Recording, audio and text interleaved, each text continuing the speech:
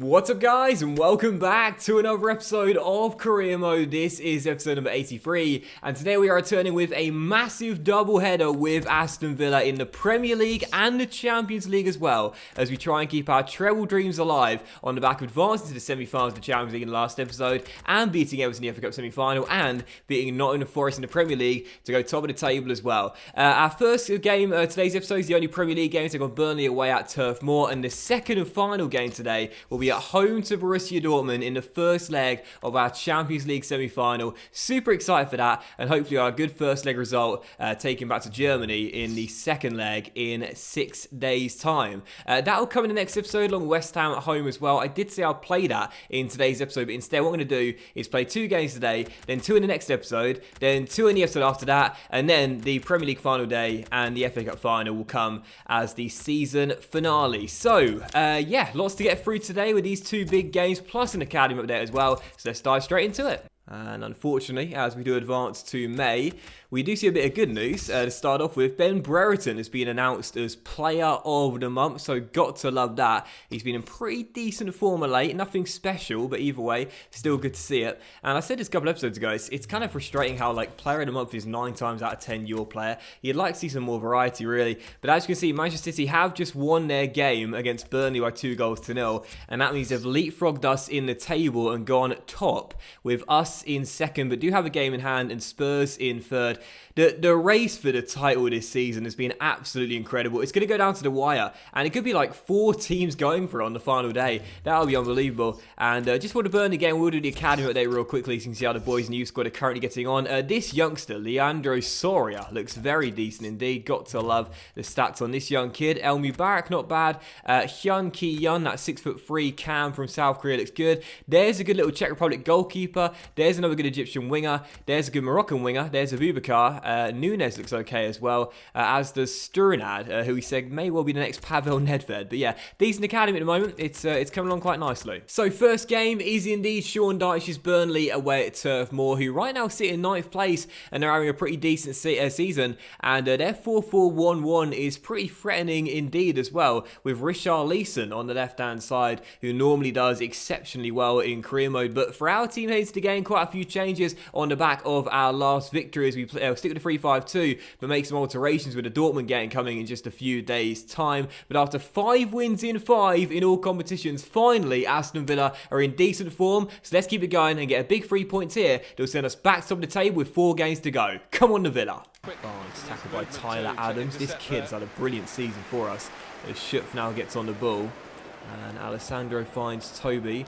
As we look for the first opening of the game, maybe it'll fall here. Martinez over the top to Serge. Gnabry controls. Now can he turn? Can he shoot? Can he score? All of those things in one. And there is the first goal of the game. Serge Gnabry, who this season's been a little bit hot and cold, sometimes plays really well, sometimes anonymous, certainly isn't going missing in this game as he fires us into the early lead 22 minutes in. It's been the first chance of the game. There's been nothing to report, but a lovely ball over the top by Martinez. Gnabry with the fake shot and a brilliant finish as well. Burnley 0, Aston Villa 1. Only a win will put us back to top of the table, so that's the perfect start. Come on. Well, that is going to do it for the first half, and I must say that was about as uneventful as it comes. But as we lead by a goal, we took the only chance we had through Serge Gnabry, and as things stand, going back to top of the table. So got to stay tight defensively. If we can't break Burnley down and score more goals, just stay tight at the back, keep this clean sheet, and keep these 3 points. That is one thing we've really picked up on of late as well.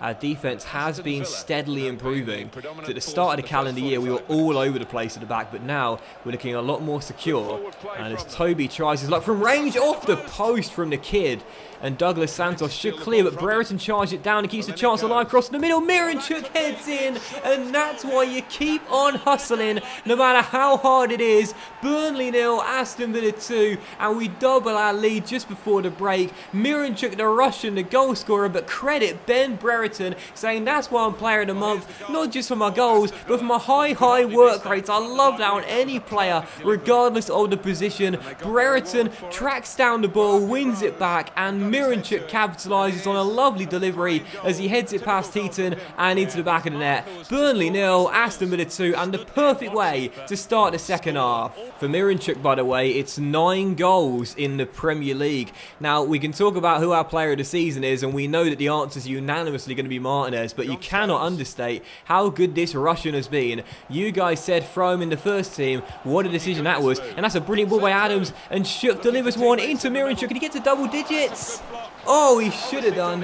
Header blocked, and then the second shot goes way over the bar and into the stands. But I tell you, from Russia with love, and we absolutely love him. Miranchuk this season has been fantastic in his debut year. Still leading by 2-0. Made a treble change. So I'm going to rest a couple of players that I want to play in the week against Dortmund. And right now, still leading by 2. Sitting pretty comfortable right now. We're looking good, looking on course for the 3 points. But as we know, goal difference may well play a part in deciding the title race due to how tight it is right now. We cannot afford to throw away any cheap goals. If we can get another, that would be great. And as Brereton turns Samir, he is through one-on-one, and this should be 3-0, and it is Ben Brereton with the finish, saying that is why I am player of the month, as he turns Samir and turns it home. Burnley 0, Aston Villa 3. This will be our 6th straight win in all competitions. Aston Villa had a terrible start to 2021, but now we are turning it up and turning it on. Burnley 0, Aston Villa 3. What a performance here at Turf Moor. So impressed with Brereton in this game as well. He's definitely my man of the match at this rate, as Chelsea have gone in front against Arsenal. They're not giving up on the title race themselves right now. And this has been a great start to today's episode with the Dortmund game to come. Had to make sure we came through to win this one. And, well, that's what we're going to do, surely. But, Icardi, what were you doing? I didn't call for him to come out there, and Sam Vokes just heads it home after he totally lost the ball and bundled over his teammate. Icardi, I didn't call for you to come out. What were you doing, mate? He pushes his man to the floor, and Sam Vokes scores the easiest goal of his career. I said the title could be decided on goal difference. If we miss out by 1 goal, I won't forget that one. Burnley 1, Aston Villa 3. 13 minutes to go, still currently leading by 2, but Burnley refusing to give up and go home. Mika Richards, fires it just wide as he looked for a goal against his former team. We're still leading by 2, but to be fair to Sean Dyche's side, they may have been trailing by 3, but they are refusing to give up, and full credit to them. But as Miranchuk finds Brereton, this could and should be the 4th goal. It's Miranchuk, it's double digits. What a finish. I was about to say puts it over the bar, but he doesn't. It's a brilliant strike into the roof of the net, and there's the 5th goal of the game, the 4th for Aston Villa, and the 10th in the Premier League for Miranchuk. This Russian has been an absolute steal on a pre-contract. I said I was excited about him. You can see why. He's got the full weapons in his arsenal. Great dribbler, great ball control, great passer, and a great finisher as well. A brace for the Russian and a win for Aston Villa. Surely confirmed now. So just waiting for the final whistle to come any second now, and that is going to confirm what has been a brilliant win. But for the 2nd time in the game, some indecisiveness from Icardi has given Burnley a goal. Well, for the first goal they scored, he came for a corner, got nowhere near it, stuck in no man's land and tripped up. And for this goal, he stayed on his line when it looks as though it would have been easy to go and claim it. Well, not great command of his area there from Icardi, and it's 4-2. But not going to be too disappointed about the 2 goals we conceded, despite them being very, very sloppy indeed, because there is the final whistle, and that will confirm a big 3 points for Aston Villa. 6 wins in 6 in all competitions, our best run of the calendar year, and that should see us return to top of the table as well with 4 games to go. Big game to start off with, big win.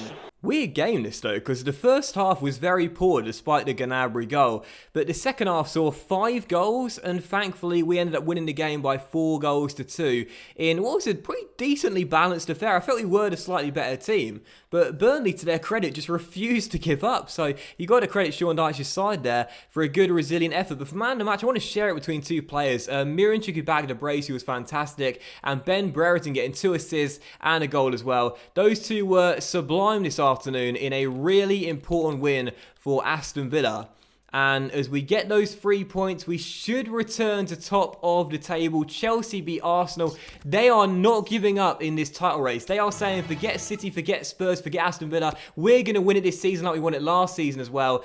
There's 4 games to go, and it's going to be an incredible end to the season. Who is going to win the Premier League title? Who's your money on? And just before we move into the second and final game of today's episode at home to Borussia Dortmund in the first leg of our Champions League semi-finals, we do have a bid here for Aidan Robinson. Sheffield United want to take rotate one of our midfielders to Bramall Lane. I'm totally fine with that, as I'm not sure he's got that much potential. But one thing I want to show you real quickly on the back of that game is the top scoring charts in the Premier League, where, as you'll see, Martinez is still odds-on favourite to be crowned Golden Boot winner, 5 goals ahead of Gelson Martins in second place. But Ben Brereton has 11 goals himself this season in the top 15, and Miranchuk in the top 20 has 10 as well. Now, combined, these three alone have got 46 of our 60 Premier League goals this season. Now, I know my maths is horrible, but I'm pretty sure that means that's just over 3/4 of our goals being scored by just those 3 players. You know, this season, Martinez came in. That was your signing on a club record fee. What a fantastic deal you guys made. And you said as well, Miranchuk deserves to be in the first 11 instead of Grealish.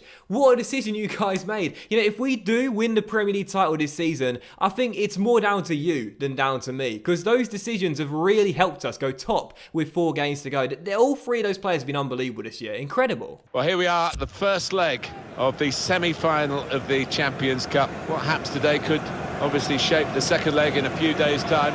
We'll see. So here we go then, it's time for the second and final game of today's episode, and it's the big one. It's the first leg of our Champions League semi-final tie as we play host to Borussia Dortmund.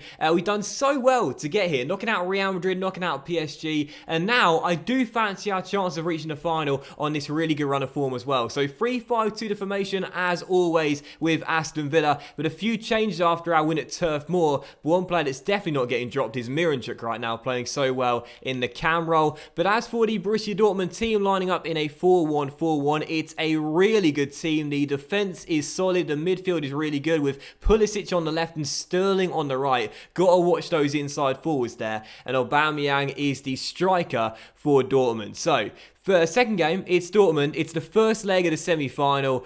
I'm tense, I'm nervous, but I'm very confident. Come on, Aston Villa. I wouldn't say we're favourites heading into this game, but I'm certainly fancying our chances, no doubt. Feeling very confident indeed on this really good run of form. As Bustos goes down the right-hand side, first chance could fall early. That's a great cross, and Gnabry, oh my goodness. Serge Gnabry should have made it 2-2, but you can't point the fingers at the German. You just got to sing the praises of the Swiss. Roman Burki with a brilliant save. And again, unbelievable from Dortmund's number 38. And no wonder in the background is that Robertson with the thumb up there. Fantastic first save by Burki. The second one just as good. Dortmund should be a goal down, but they've got to thank their goalkeeper. Great saves. Approaching half-time, we're still deadlocked at 0-0. Dortmund yet to do much in this first half. They don't seem too fussed about the away goal as of yet, but that could change right here just before half-time. Idrissa Gueye, Sterling, Idrissa Gueye, and right on cue, Dortmund shut me up with a wonderful little build-up and a brilliant goal as well. Aston Villa trail, and this is the one thing we couldn't afford to see tonight. Dortmund getting the away goal and taking the lead, and it's Idrissa Gueye, the captain of the team, giving Dortmund the opening goal. Aston Villa 0, Borussia Dortmund 1, and the reactions of Socrates and Barkley sum it all up. The worst possible way to end the first half. They weren't attacking at all in this first half, but one chance, they take it, they get it, and that's more than what can be said for us. We head into the break, trailing by 1 here at Villa Park, and unfortunately, despite a good spell of early pressure, Dortmund in the first half on top, and as things stand in the driving seat. If they hold on to this result and we don't score, we're in deep trouble. Idrissa Gueye is having a monster game for Borussia Dortmund. Just want it back again. He has been all over the pitch tonight. He's been sublime. And as Andrew Robertson attacks down the left-hand side, a chance here for the Scot to do something special for Dortmund. Back to Christian Pulisic. De Hood on the edge of the area has space to shoot. Oh, Cardi. Fabulous save, and that keeps us in the game. Well done, young man. 20 minutes to go, and our win streak is going to be ended by 6 by Borussia Dortmund, or so it seems. And this is going to be a disastrous first leg result to take back to Germany. There is still time, but we desperately need a goal. We can't afford to lose the first leg. Barkley finds a bit of space here and continues to drive forward and rolls it into Fabricio Bustos. Can the Argentine finish? Burki again with another brilliant save. Keeps Dortmund still in front. What a game he's had tonight. Barkley, Miranchuk, Bustos, into Martinez. Back to Bustos. Bustos again. This time, Berkey again. Roman Berkey's Benteke's header goes onto the roof of the net. How do you beat him? Oh, Borussia Dortmund are going to end our winning streak, and they're going to have Roman Berkey to thank for it. Idrissa Gueye may have got the goal, but their shot stopper has been on fire tonight. And as Sterling cuts inside, a chance for a second away goal. It's mesmerising dribbling, and thankfully Barkley takes it off him in a nick of time as we get it away. And there might be a late chance here. Benteke, Brereton, come on, come on, Brereton, Berkey again. Roman Berkey tonight has been out of this world, and as the referee blows for full time, that will do it. Aston Villa beaten, 1-0 the final score. We head back to Germany trailing after a poor first leg result. Well, we played well, but we were met by a goalkeeper who refused to be beaten. A big defeat heading back to Germany. No doubt in my mind we deserved to win this game. We were the better team across the course of 90 minutes, but Roman Berkey was just unbelievable. Dortmund may have had more of the ball, but we had all the shots in this game, but not a single one found the back of the net, whereas Dortmund scored their only goal through Gueye, who did play very well, but no surprise that man of the match will have to go to Roman Berkey. What a performance from that man between the sticks for Dortmund. A huge first leg result, and we'll have to go to the Signal Iduna Park knowing we'll need to come from behind, get at least one away goal if we're to have any chance of making it through to the final. Dortmund out of the 3 teams left with the side we wanted, but unfortunately the side we faced may well be knocking us out in the semis. But that will end today's episode of Career Mode though, guys, so a massive thank you for watching, and I hope you have enjoyed it. And if you did enjoy today's episode, then please do drop a like, as likes are of course very much appreciated, and do help channel out as well. Much love to you all, have a fantastic day, and I'll see you for the next episode of Career Mode, featuring that second leg against Dortmund in Germany, plus West Ham as well, in a crucial Premier League battle very soon.